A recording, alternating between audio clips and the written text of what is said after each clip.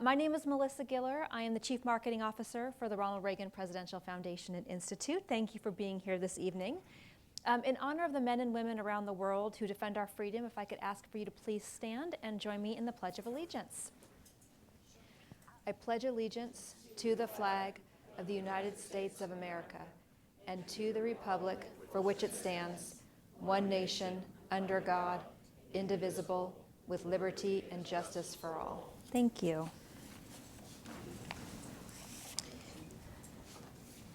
So before we get started, just a few people in the audience I would like to recognize, of course, starting with our former Congressman Elton Gallegly and his wife Janice. Thank you for being here today. And my boss, the president and CEO of the Reagan Foundation and Institute, Mr. David Trulio. So we are gathered here less than 2 weeks before Election Day, which means presidential politics is on all of our minds, no matter how much we might try to get away from it. And as we have all seen, when presidents and candidates in both parties want to bolster their campaigns or their arguments, they often invoke wisdom from the past. And they often quote President Reagan. That's a testament to his place in our history and to the timelessness of his values. In his day, President Reagan also believed in learning from his predecessors, and not just from Republicans. He was once asked to name the last American leader he had a great deal of faith in. To the surprise of many, he cited Franklin Delano Roosevelt. President Reagan explained it like this. He said, "He took his case to the people. The greatest leader is not necessarily the one who does the greatest things. He is the one that gets the people to do the greatest things." President Reagan would also invoke former presidents in more humorous ways. In a discussion about his age, Ronald Reagan channeled our third president. He quoted, "Thomas Jefferson once said, 'We should never judge a president by his age, only by his works.' And ever since he told me that, I stopped worrying." Ronald Reagan was as disarming as he was insightful. Now, we can all learn from our former presidents, and not just Presidents Reagan, Roosevelt, and Jefferson. Their advice and example are relevant for everyone, not just those who sit behind the resolute desk. And that is the message of our guest tonight. Now, before we get to the book, let me tell you a few things about Talmage Boston, because I found his biography fascinating. He's a well-known figure among historians. He's an author, a speaker, an onstage interviewer. His work has been endorsed by David McCullough, Doris Kearns Goodwin, Jon Meacham, and Douglas Brinkley. But somehow, he also manages to lead a second career. He is one of the most highly recognized lawyers in Texas, working as both a full-time commercial litigator and a full-time historian. And tonight, of course, is about his work as a historian. His latest book, of course, How the Best Did It, Leadership Lessons from Our Top Presidents. Hope you've bought your copy. Now, rather than just recounting what these presidents achieved, he goes deeper. He looks at how they did it, what traits made them successful. And by them, I mean the presidents he covers in the book: Presidents Washington, Jefferson, Lincoln, Kennedy, Eisenhower, both Roosevelts, and of course, President Reagan. Talmage, we thank you for joining us tonight, and we thank you for shedding new light on the leadership of our 40th president. So ladies and gentlemen, please welcome to the Reagan Library stage, Talmage Boston.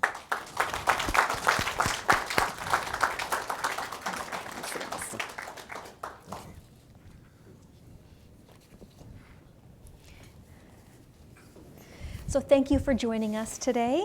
We'll start really easy. What made you choose this topic for your book, and how did you narrow it down to these 8 presidents who were in the book? Well, this book is what I call a study in applied history. I suspect everybody who's here enjoys history, studies it, which is all great. But I think it's most important for us to think of ways to apply history to our daily living. That's why I had John Avlon write the foreword, because his 2 books, one on Washington's farewell address as well as Lincoln's final weeks, that the road to peace until his unfortunate assassination, always thinking in terms of how can I talk about this history in ways that are relevant to today. And so this book is what I call a combination leadership / presidential history book The target audience is anybody who is or aspires to be a better leader in any field of endeavor: business, law, entertainment, nonprofits, politics. These leadership traits demonstrated by our 8 greatest presidents are timeless and go across the board regardless of what type of organization you may be involved with. So that was the appeal. I've always thought in terms of how can we apply history to today. I'm a contributing columnist for the Dallas Morning News, and my angle is typically to talk about presidential history in the context of today's presidential politics and how there's so many ties that we need to be mindful of. In terms of how did I choose the 8 presidents who are the subject of the book, who I call our 8 greatest presidents, it's largely tied to the C-SPAN television network presidential ranking poll. Every time a president leaves the White House and a new one comes in, C-SPAN does a ranking poll of the country's 150 leading historians and asks them to rank the presidents from best to worst on the basis of 10 presidential leadership traits. So if you Google C-SPAN presidential ranking poll, you can read all about it, what the traits were and what the results the last several times. But the last 2 times they've done the poll, 2017 when Obama left and Trump came in, 2021 when Trump left and Biden came in, the results of the poll were identical as to presidents 1 through 9. 1 Lincoln, 2 Washington, 3 FDR, 4 Theodore Roosevelt, 5 Eisenhower, 6 Truman, 7 Jefferson, 8 Kennedy, 9 Reagan. So the only adjustment that I made to the C-SPAN presidential ranking poll, I think Truman's overrated. He got us into Korea and had no idea how to get us out. He was unsuccessful at dealing with McCarthyism. He gets credit for dropping the A-bombs and bringing a prompt into World War II. That was the only decision he could have made. Plan B was to invade Japan, which would have required the loss of hundreds of thousands, if not millions of lives. So I think Truman's overrated. The best thing that ever happened to Harry Truman was David McCullough wrote a wonderful biography of him. So I pulled him out. I think Reagan's underrated, certainly deserves to be in the top 8. So that's part 1 of my answer. Part 2 of my answer is I'm hoping to sell my book to both Democrats and Republicans. And so in the modern era, I wanted there to be 2 great Democratic presidents, FDR and JFK, and 2 great Republican presidents in Eisenhower and Reagan. And then part 3 of my answer is in 2024, this horrible polarization has been going on for so long and nobody seems to be able to do much about it. I want to do my part and ask Democrats to read and recognize that we've had great Republican presidents, and I want Republicans to read and recognize that we've had great Democratic presidents. And let's take down these walls that cause people to form their opinions based on whether somebody's a member of one party or the other. Let's just focus on the greatness and the great things that were done for our country because of that greatness. And so that's why I chose my 8 and feel like if it causes people to rethink their polarization, that it will be a worthy effort. Thank you. Thank you. So this isn't your first book on presidential history, and I was curious what got you so interested in presidential history. I grew up in Houston, and I was there, and I was 6 years old when it was announced that Major League Baseball was coming to Houston, the Houston Colt 45s, who 3 years later became the Astros, and I was a nut about baseball cards and everything baseball. And when you're 6 years old, as you know, your brain is a sponge. You remember everything, unlike today when it's hard to remember anything. So anyway, my mother became very concerned that on the one hand, she had this smart little 6-year-old boy, but on the other hand, his head was filled with nothing but baseball statistics from the back of the baseball cards. And so for my 7th birthday, she went to a bookstore and she found a booklet that contained presidential trading cards. They were exactly the same size as baseball cards. You had the picture of the president on the front, on the back, when was he born, when was he died, when was he president, what were the most important things that happened in his life. And just like the baseball cards, I immediately memorized everything that was on the back of the. So by the time I'm in the 1st and 2nd grade, I can recite all the presidents in order and all this. People are impressed. And so in the early 1960s, when I was in grade school, is when America was celebrating the centennial of the Civil War. And so there are a lot of television documentaries and other children's books. And of course, the great hero was Lincoln. And so I became fascinated with all things related to Lincoln and soon the presidency. And so I started young. My first two books were on baseball history. But after I finished the second one, I realized I had written about everything in baseball that I truly cared about. So my third book was what I call a lawyer inspiration book. My profession has justifiably received a whole lot of criticism over the last few decades, much of it tied to Nixon and Watergate. And I wanted to write something that would make lawyers mindful that, no, we really have a great history. We need to be proud of what we've done as well as what we do now. So that book was called Raising the Bar, the Crucial Role of the Lawyer in Society, that the State Bar of Texas published. But then I moved on to what had been my love since 7-year-old birthday, and that is presidential history. So one of the things that I do is in Dallas once a month, when a historian is coming through town on their book tours, I do on-stage interviews with them. And so I've gotten to know our leading presidential historians. Their names are on the back of my dust jacket. I help them, now they're helping me. And so I would do these interviews and record them and then have the transcripts prepared, and then I'd edit the transcripts to make them as readable as possible, take out the uhs and the you knows and tighten it up, and then give every historian an opportunity to make any final edits or tweaks. So anyway, that book was called Cross-Examining History. A Lawyer Gets Answers from the Experts About Our Presidents. And it was at least one major historian of our most significant presidents. I count 20 significant presidents. That includes people like Herbert Hoover, who was not a great president, but I always say a significant president. He was president during the Great Depression started. But also the interviews with leading White House insiders, Henry Kissinger, James Baker, Lyndon Johnson Robb, John Sununu, Andy Card, but it was mainly historians. So anyway, that provided the springboard for this book, and I've already got something in mind as soon as Election Day is over and I move into a mode of promoting this book less and less and focusing on the next book, which will be another presidential history book, and maybe if I behave myself, I can come back in 4 years. And I have to know, do you still have the presidential trading cards? I do. Oh! I do. Do you add to your collection every 4 years? Yeah, although, you know, that set of cards was printed in 1960, so wow. you know, that publisher is out of business. Wow. But it's fun. One of the many great things about the internet is what you can find that you didn't know still was around. Okay, so let's get into your book. You start your book with a quote by Dwight D. Eisenhower. I'm going to read it. The quote says, "The one quality that can be developed by studious reflection and practice is the leadership of men." So 2 questions. Why did you choose that quote? And it made me wonder, how much of leadership do you truly think one can learn versus how much of leadership is sort of inherently born within a person? I chose the quote because it's a statement about applied history. That this is stuff that if you study about and think about and practice enough, you can come around and start doing these things. You may not do them as well as Ronald Reagan, but you can be better than you are by understanding how Reagan and these other great presidents went about their business.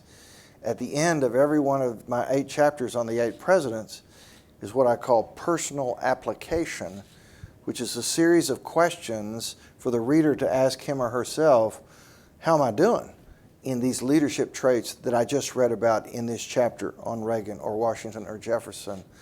And so the Eisenhower quote was absolutely tied to this idea that hopefully is more than an idea, this reality that the more you study greatness in presidential politics, the more likely you are to be a great president. As you mentioned, Reagan adored Franklin Roosevelt for good reason. He voted for him all 4 times. Later, when Reagan left the Democratic Party, he said, I didn't leave the Democratic Party. The Democratic Party left me.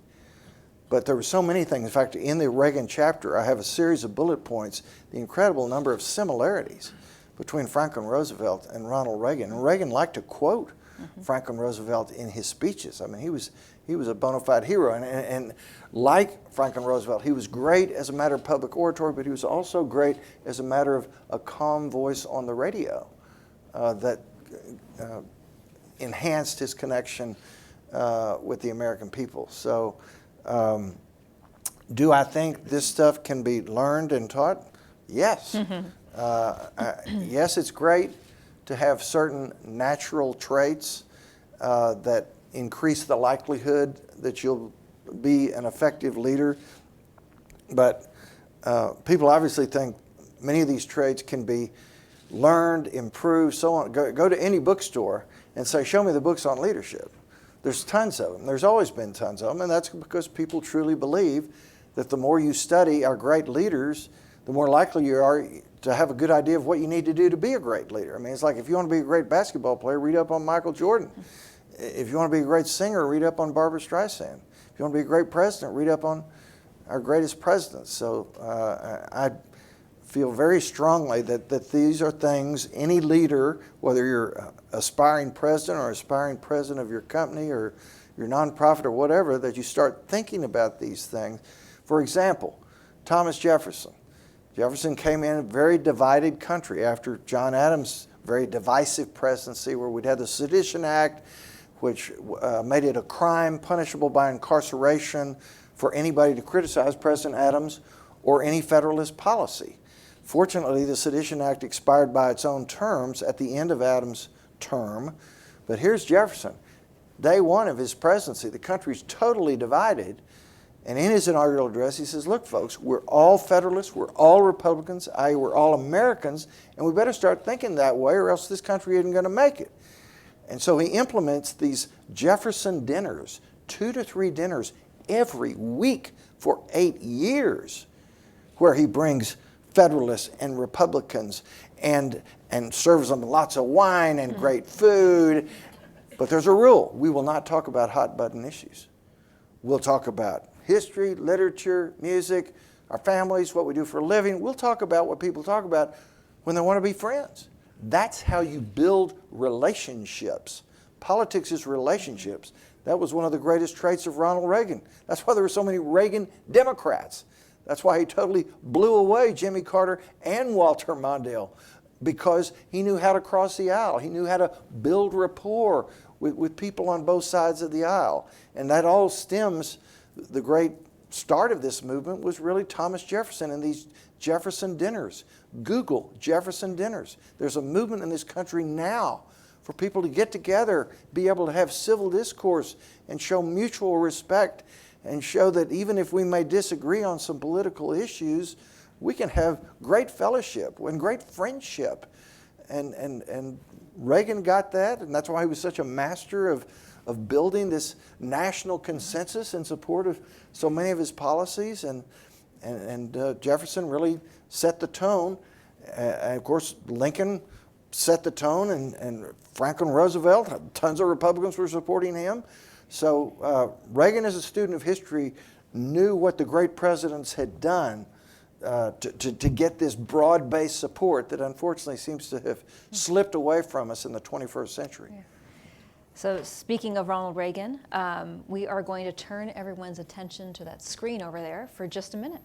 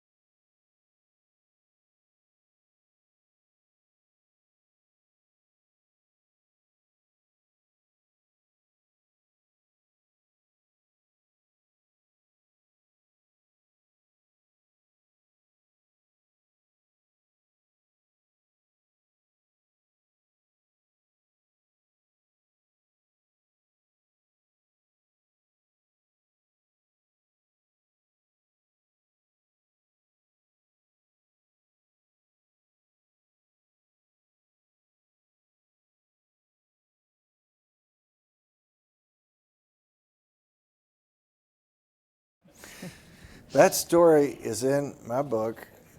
Reagan told that so many times it became kind of a joke because he loved the story. So whenever I'm talking to an audience and I want to really connect with the audience, I tell that story. And invariably people laugh, they love it. And I think it's because, which, the main trait as far as Reagan's greatness was his sense of optimism. And not only that he was personally an optimist, but that he inspired optimism to everybody who was around him. And in this case, the United States of America and Americans coming out of the malaise of the Jimmy Carter presidency. But this wonderful museum, you read about his childhood. I mean, his parents didn't have any money. They moved from rent house to rent house. His father was an alcoholic, not exactly what you'd call a role model. He had this wonderful mother who was always boosting him up with optimism. But from day one, Reagan just has this dynamic optimism.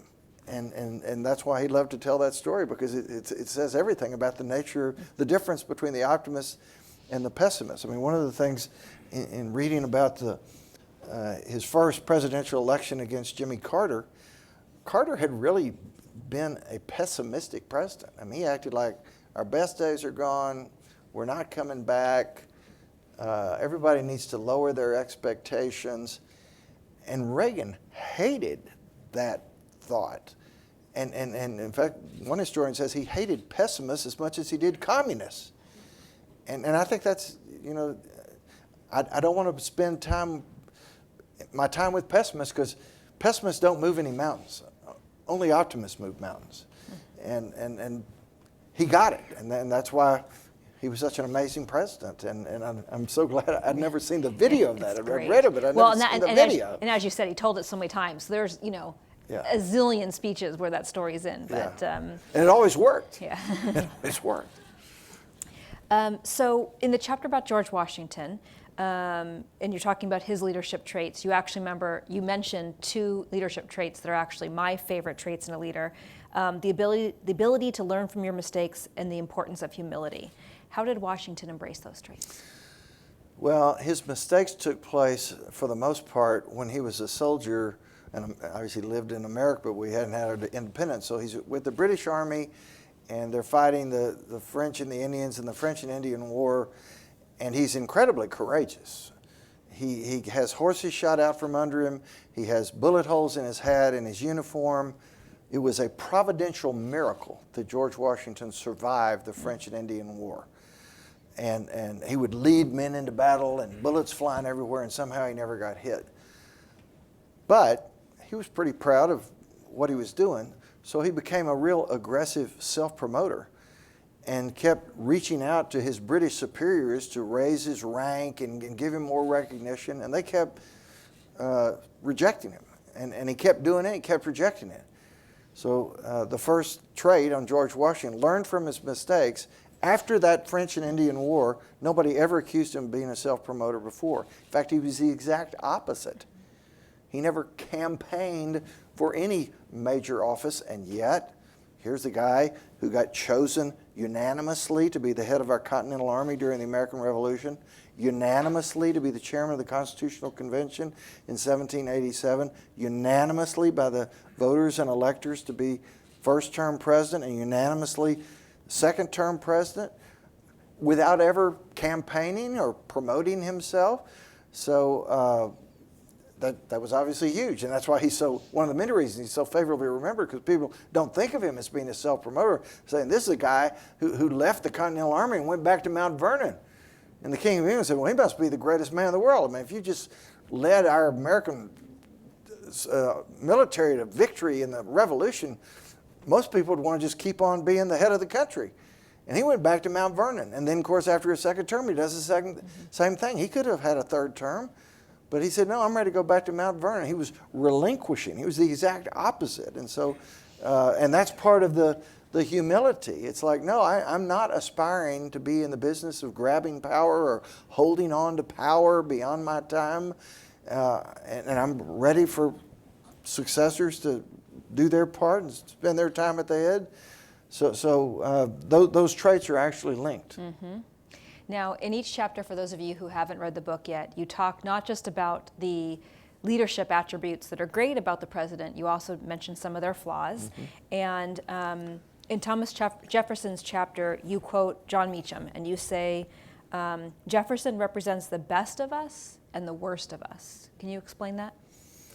Well, anybody who's read much about Thomas Jefferson knows that there's a real basis.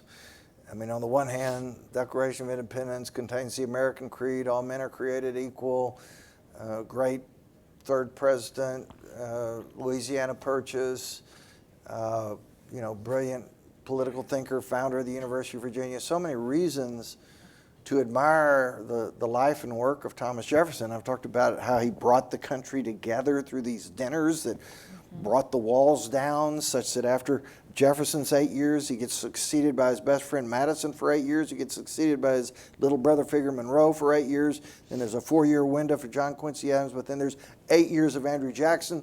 So for the first 36 years of the 19th century, 32 of those years are Thomas Jefferson and his followers.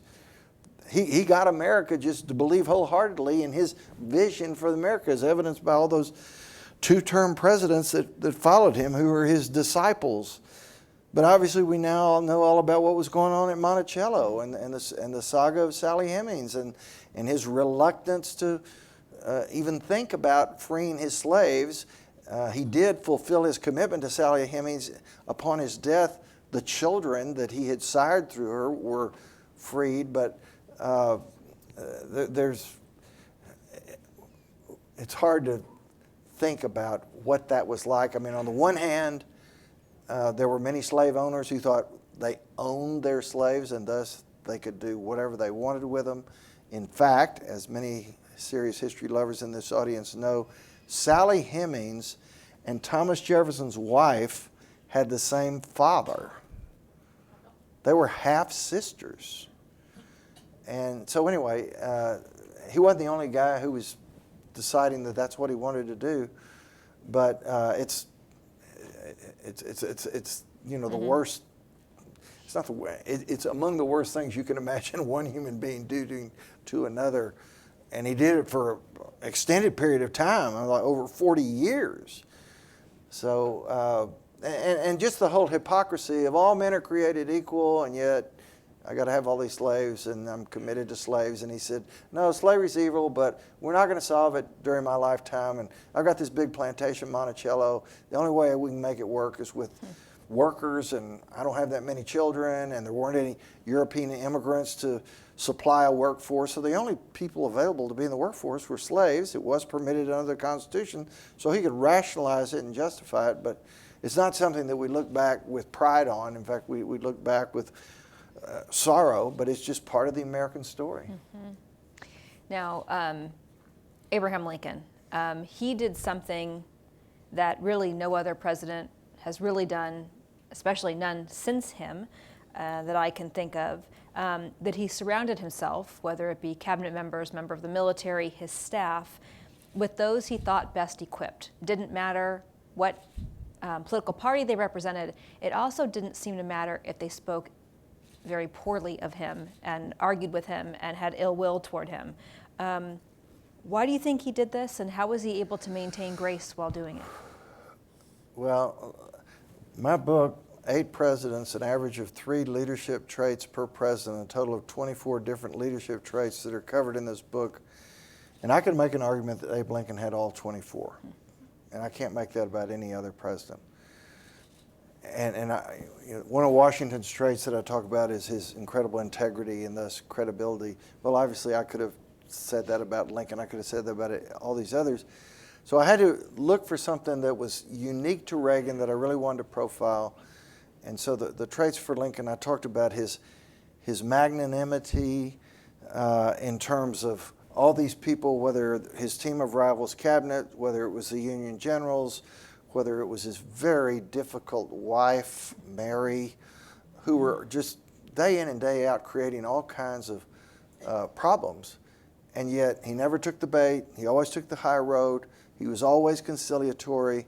He knew that to get involved in this kind of interpersonal friction was going to prevent him from doing his best as president at a critical time, Civil War. Then his equanimity, his calmness in a crisis. Here we are, the Civil War, 750,000 people lose their lives, millions are wounded, so many millions of amputees.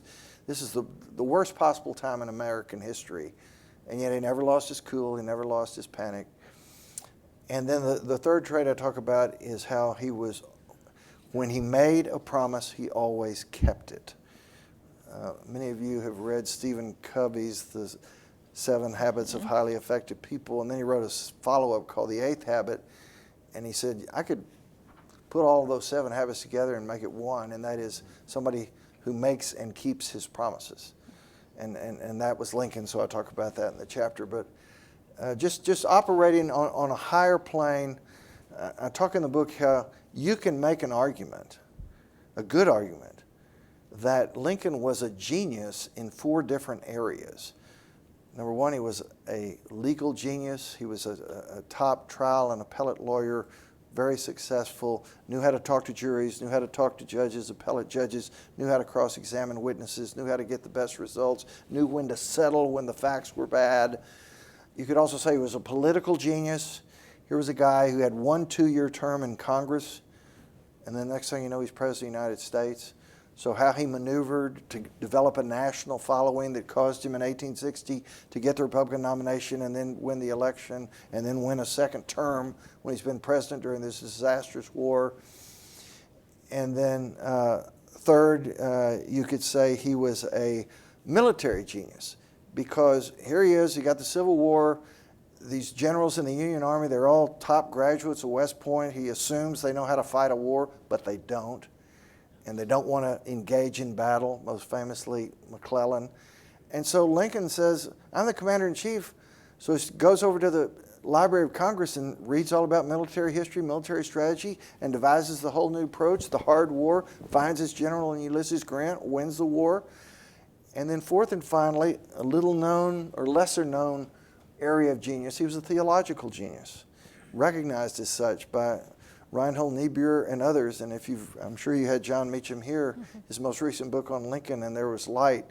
That's the real theme of that book, is Lincoln's spiritual development during his presidency, which culminated with his second inaugural address, which has been called Lincoln's Sermon on the Mount, where he quotes 4 scriptures and he makes constant reference to God and the need for prayer. And here he is, president, all these people dying and wounded, the whole chaos. And he's trying to say, how can a just and loving God allow this war to go on and all this devastation and loss? And he answers that in the second inaugural address. This is God's punishment for the fact that we've allowed slavery to be in this country for as long as it have. So, I mean, just off the charts. And people on the order of Tolstoy say things like, hey, I've studied all the great leaders in the history of the world, Alexander the Great, all of them. Nobody can compare with Lincoln.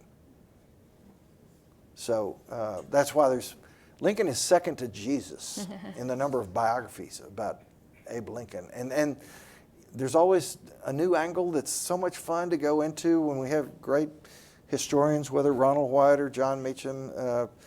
It elevates you to think not only of his brilliance, but also of this emotional intelligence and this vision and this execution. That's why he's number one. And of Teddy Roosevelt, one of the traits you call out is his mediation skills. What makes that a good trait for a leader? Well, a great leader needs to be in the business of making peace and minimizing war. And so whenever there's major discord, the great leader knows how to bring it to an end sooner rather than later, as opposed to a long, drawn-out war. And so Theodore Roosevelt had been president for 1 year when all of a sudden there was this great national coal strike. All the coal miners went on strike. And so for a period of months they would talk to the owners of the coal companies from time to time, but they weren't getting anywhere. And all of a sudden winter was coming, and if the coal strike remained, half the country was going to freeze to death because nobody had any coal. So no American president had ever gotten involved in a labor dispute before, but Theodore Roosevelt said, I got to do it. We're about to have this national disaster unless we bring an end to this strike. So he brings in the leaders of the coal miners, the leaders of the coal companies, And the skill of mediation, as Doris Kearns Goodwin talked about in her wonderful biography of Theodore Roosevelt, The Bully Pulpit, you've got to have this intense concentration and focus so as to be able to thoroughly hear and grasp what's keeping these parties apart. You've got to have the genius to think of new and different potential areas that they can find common ground on. And Theodore Roosevelt was probably our highest IQ president. He wrote more books than any president. He read more books than any president. Like Lincoln, he had a photographic memory. So he had this genius of coming up with alternatives until they could finally agree on something. And in the case of the coal strike, they agreed to binding arbitration of the issues that had led to the strike. End of strike, nobody freezes to death. And word gets around the world that this President Theodore Roosevelt, he can solve anything if he can solve this coal strike.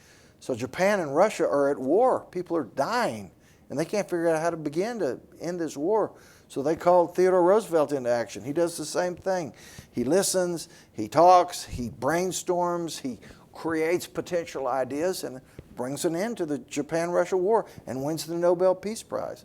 A couple years later, there's a big dispute in Morocco. He gets called in, he solves that. A couple years later, at the Hague Convention in the Netherlands. So just time after time after time, people who were hopelessly deadlocked, no way to bring an end to their war or dispute or whatever it was, and he found a way through his powers as a mediator. So we've talked about Ronald Reagan's optimism. We watched that fun clip. He had 2 desk plaques on his Oval Office desk, one of course being "It Can Be Done," going back to his optimistic spirit. Now, President Eisenhower also had a desk plaque. His desk plaque was in Latin, but when translated, it read, "Gently in manner, strongly in deed." Can you discuss how this defined Eisenhower's character and leadership style? Well, there are 2 major, I should say 3. 3 major instances during his presidency where that came into play. The first was McCarthyism.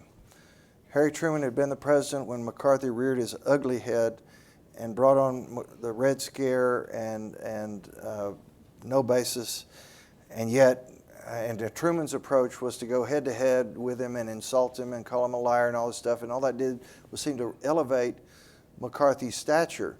And so Eisenhower becomes the president, and he's got to bring an end to McCarthyism. He despises McCarthy, but he doesn't want to do what Truman did because it hadn't worked. So he says, I'm not even going to mention the name McCarthy in public. What I am going to do is I'm going to devise a hidden hand strategy for bringing an end to this guy. It's going to take a while. We're going to have to be patient. But ultimately, it's going to be a plan that gives McCarthy enough rope to hang himself. And it culminated in the Army McCarthy hearings. And sure enough, it was the Army's lawyer, Joseph Welch, who brought down McCarthy, and Eisenhower never even had to get his hands dirty. So gently in manner, he's behind the scenes, not even talking about McCarthy. Strongly indeed, he brought him down.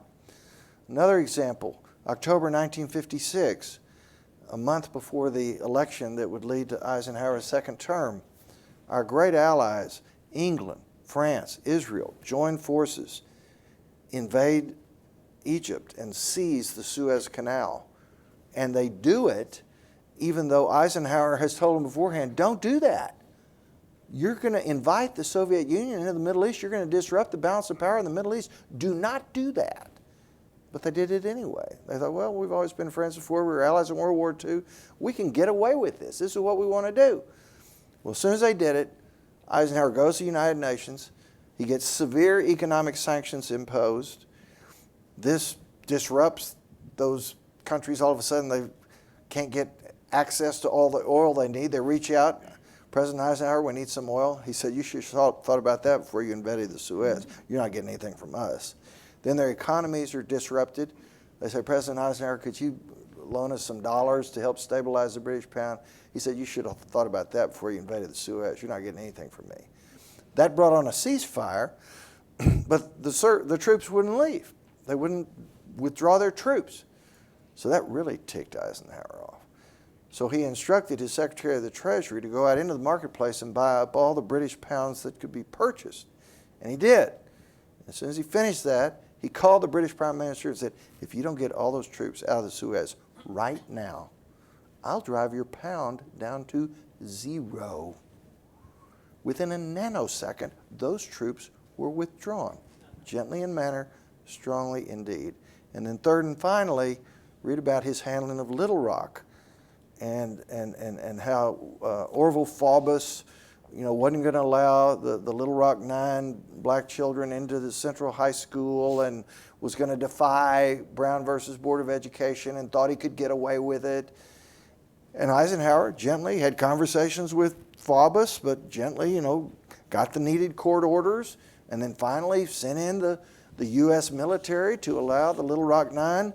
So again, gently in manner, strongly indeed. And those are landmark achievements. That's why Eisenhower is ranked our 5th greatest president, on top of the fact that after he brought an end to the Korean War and brought an end to McCarthyism, from then on it was smooth sailing, peace and prosperity. And so when he left the presidency, John F. Kennedy had run in 1960 saying, oh, this Eisenhower guy is too old, he just plays golf, other people are making all the decisions. And so the first presidential ranking poll that came out after Eisenhower left the presidency, he was ranked 22nd out of 34. He's a bottom 1/3 president, yet today he's ranked number 5. You say, how'd that happen? Well, what happens is that when a president leaves the White House, his papers are kept confidential for a while. And when they were finally opened up to scholars and American people, they said, oh my gosh, no, he was making all these decisions. He was in the big middle of everything. He is responsible for the peace and prosperity and the great results with McCarthyism and Suez and Little Rock and 8 years of peace and prosperity. That's a pretty hard thing to do.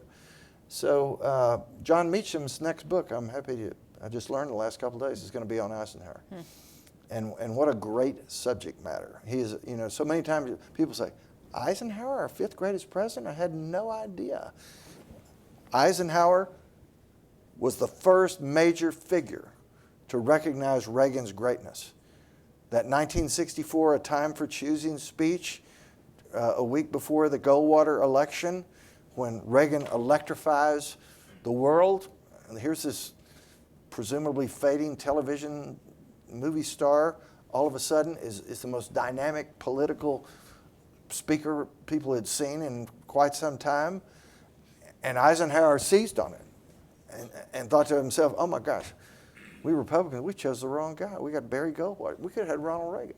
And of course, in time, we got Ronald Reagan. But Eisenhower was always a big fan of Reagan's because he recognized the greatest. Reagan was the great orator that Eisenhower never was. Yeah, he gave him a lot of advice. John F. Kennedy, the leadership trait that I really liked that you spoke about was staying calm in crisis. Well, John F. Kennedy, people say, my gosh, this guy wasn't even president for 3 full years. He was only president for 1,000 days. How could he possibly be rated one of our greatest presidents in American history? And the answer is, look at the record. But in particular, calm in a crisis, obviously we're talking about the Cuban Missile Crisis.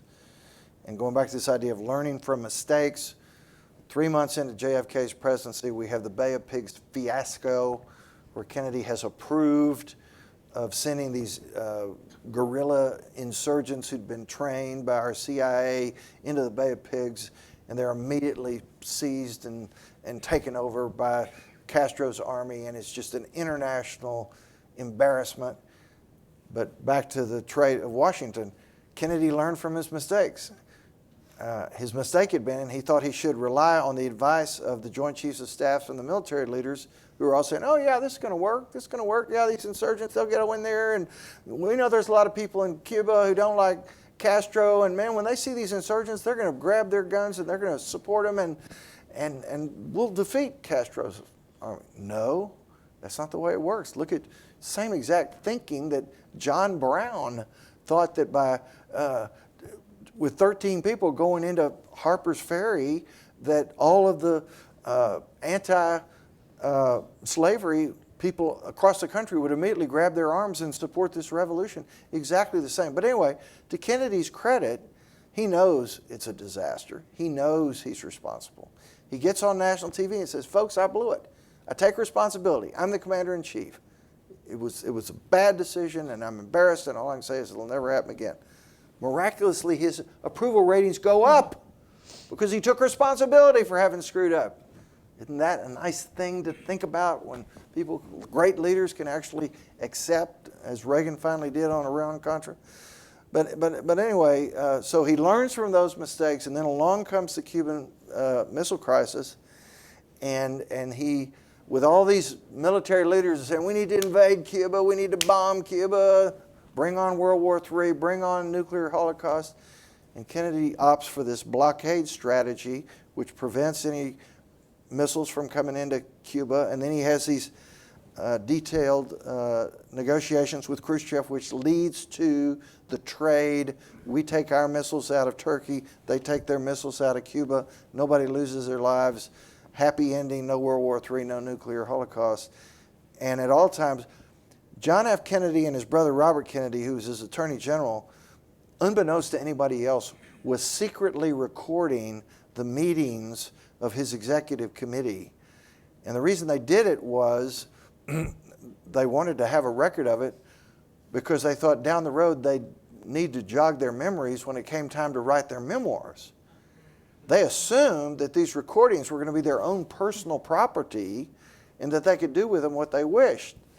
Well, what happened, of course, U.S. v. Nixon, no, that's the government's property. Mm-hmm. So when these tapes of his handling of the Cuban Missile Crisis came out in the 90s, and historians listened to them, whereas Bobby Kennedy, after John F. Kennedy got killed, Bobby Kennedy all of a sudden thought, you know what, I'm going to run for president. I'm going to make myself the hero of the Cuban Missile Crisis.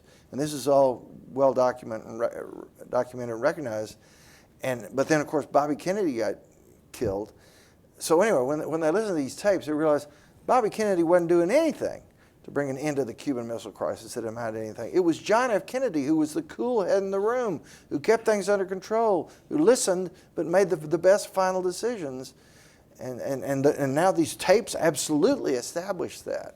So it's not a he said, she said, what's the real truth here? The tapes establish what the truth, and that is he was the one who brought on this fantastic results that avoided World War III.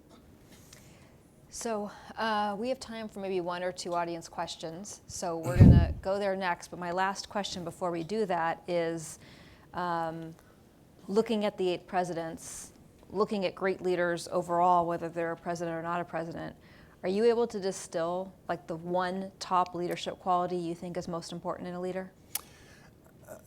No, but I'll distill the top 3. And the top 3 were all exemplified by all 8 of these presidents. Number 1, they were all great persuaders.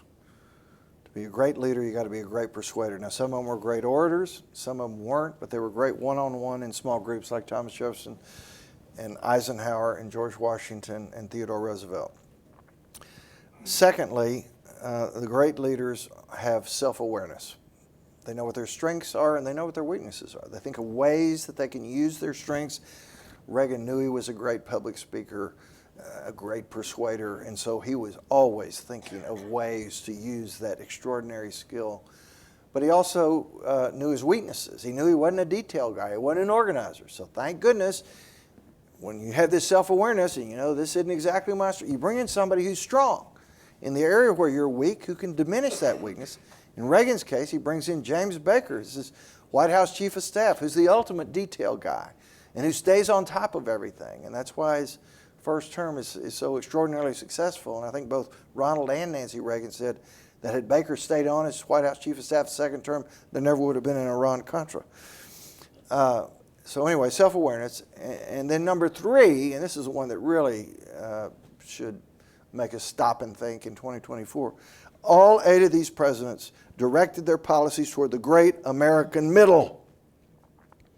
Not to the far right, not to the far left.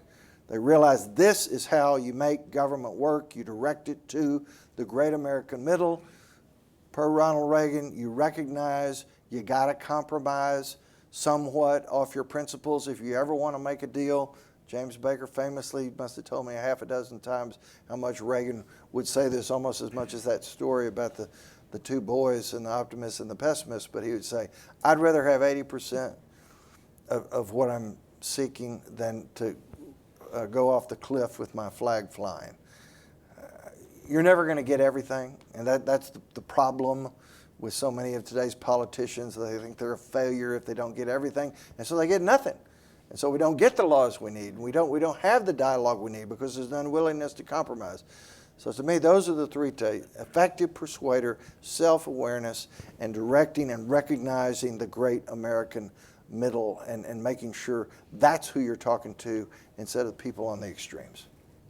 Great answer. We do have a microphone in the back of the room, so if you have any questions, just raise your hand. There's one up here. Oh, hold on. Wait, hold I generally don't need a microphone. It's the only way the people at home can hear you. Oh, okay. Yes, my question is, what part do you think intellect plays in these 8 presidents, and them being the 8 great ones that is so well documented? Well, all of these people were really smart. Both Franklin Roosevelt and Ronald Reagan, it was said, had second-class intellect but first-class temperament.